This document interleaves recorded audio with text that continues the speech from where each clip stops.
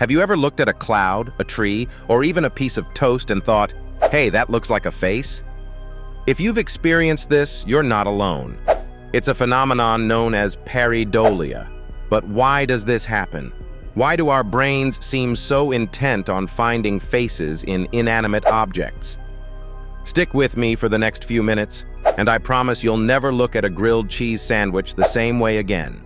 First, let's dive into what pareidolia actually is. This term comes from the Greek words para, meaning beside or instead of, and eidolon, meaning image or form. Pareidolia is the human tendency to perceive a familiar pattern, often a face, where none actually exists. Think of seeing eyes, a nose, and a mouth in the moon's craters, or spotting a smiley in your morning coffee foam. Now, why do we do this? The simple answer is that our brains are hardwired for it. And no, it's not a bug in our mental software. It's a feature. Our brains have a specific area known as the fusiform face area, located in the brain's temporal lobe. Its job is to recognize and interpret faces quickly. Faces are incredibly important for humans as social creatures. They're how we identify people, decipher emotions, and communicate. So our brains have become remarkably efficient at recognizing them. In fact, they're so efficient that they occasionally go into overdrive, spotting faces where none exist. Think about the evolutionary advantages of this feature. Imagine our ancient ancestors. If they saw something vaguely face-like peering at them from the bushes, their brains would immediately signal, "Danger! Predator nearby!" Misinterpreting a rock formation as a face was a harmless mistake, but failing to identify a predator could be fatal.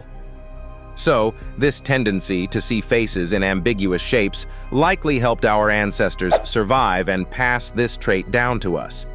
But pareidolia isn't just limited to faces. Our brains are equally adept at finding other familiar patterns: animals, objects, even religious imagery. Remember when people claim to see religious icons in tree bark or food items? That's pareidolia at work. Though it might seem like a quirk, this phenomenon reveals just how skillful our brains are at finding meaning in randomness. What's fascinating is that pareidolia isn't universal in the same way for everyone. For example, children are more prone to it than adults, likely because they're still developing their cognitive abilities and learning to interpret the world around them. Cultural context also plays a role. A shape or form that resembles a deity's face in one culture might be entirely meaningless to someone from a different background. Interestingly, pareidolia can even mimic brain processes involved in art and creativity. Artists often use abstract shapes to evoke emotion or tell stories. And part of why we connect with art is because our brains love filling in the blanks. This has been studied extensively by neuroscientists who suggest that pareidolia might give us insight into how imagination operates. Essentially, seeing forms in the formless is a testament to the creative capabilities of the human mind. Curiously, this phenomenon isn't unique to humans. Some studies suggest that even animals like monkeys and birds sometimes perceive faces or recognize patterns in ambiguous settings. This implies that pareidolia may be rooted deeply in the evolution of visual processing systems across multiple species. Imagine that, a bird looking at a rock and going, "Oh, there's a face," though we'll never know exactly what they're thinking, of course. Technology has also tapped into pareidolia in very intriguing ways. Consider AI and facial recognition systems. Sometimes, AI algorithms mistakenly identify faces in images where no faces exist. Essentially, machines programmed by us are learning to see faces just like we do. It also raises interesting questions about how much humanity we're imprinting onto machines. And of course, pareidolia has made waves in popular culture too.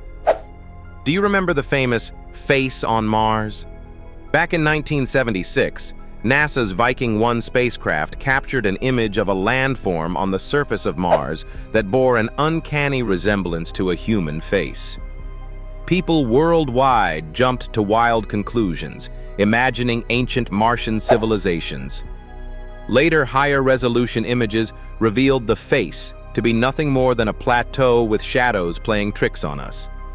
Still, it goes to show how powerful pareidolia can be in capturing our imagination and fueling myths. Now let's talk about the emotional side of pareidolia. Have you ever noticed how finding a face in a random object can make you smile, or even feel less lonely? Studies suggest that spotting a face can trigger positive emotions because we associate faces with life, companionship, and interaction. Inadvertently, we're seeking connection even in lifeless things. Maybe that's why some people name their cars or talk to their plants, although, fair warning, that might be a whole separate psychological topic. So, how can you make the most of this new understanding of pareidolia? For starters, be conscious of it next time you look at a pattern. See if you can identify the face or shape you're spotting, and think about why your brain might be tricking you into seeing something familiar. You might also use this awareness to spark creativity.